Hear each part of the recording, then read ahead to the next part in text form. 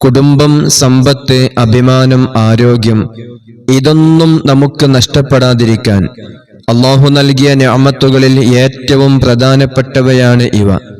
ഈ നിഅമത്തുകളെല്ലാം നമുക്ക് നിലനിൽക്കാൻ വേണ്ടി എല്ലാ ദിവസവും ഈ ഒരു ദുആയെ ഒരു തവണയെങ്കിലും നമുക്ക് ദുആ ചെയ്യാൻ സാധിക്കണം. അല്ലാഹുമ്മ ഇന്നി അഊദു ബിക മിൻ സവാലി നിഅമതിക വതഹവ്വുലി ആഫിയതിക വഫുജാഅതി നിഖ്മതിക വജമീഇ സഖ്തിക. പള്ളികളിൽ ഇമാമത്ത് നിൽക്കുന്ന ഉസ്താദുമാരെല്ലാം എല്ലാ നിസ്കാരശേഷങ്ങളിലും ആദത്തായി വരുന്ന ദുആകൾക്ക് ശേഷം ഈ ദുആഇനെ പതിവാക്കാറുണ്ട്. അല്ലാഹുമ്മ ഇന്നാ നഊദു ബിക മിൻ സവാലി നിഅമതിക വതഹവ്വുലി ആഫിയതിക വഫുജാഅതി നിഖ്മതിക വജമീഇ സഖ്തിക യാ റബ്ബൽ ആലമീൻ.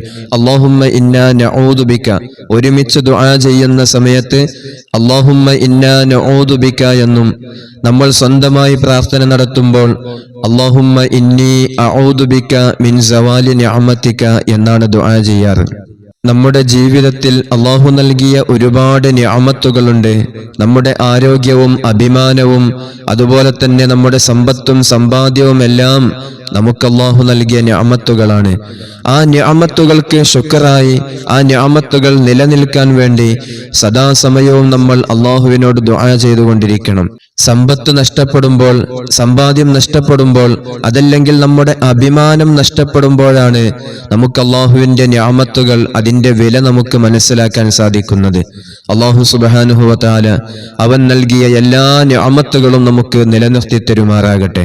അതുപോലെ തന്നെ കണ്ണേറ് ബാത്തിലാകാനുള്ള, ജീവിതത്തിലെ എല്ലാ വിഷമങ്ങളും പ്രയാസങ്ങളും തീരാൻ, ശാരീരികമായ അസ്വസ്ഥതകൾ മാറിക്കിട്ടാൻ, മാനസികമായ വിഷമങ്ങൾ മാറിക്കിട്ടാനുള്ള ഏലസ് ഇൻഷാ അല്ലാഹ് നമ്മുടെ മജ്ലിസിലുണ്ട്.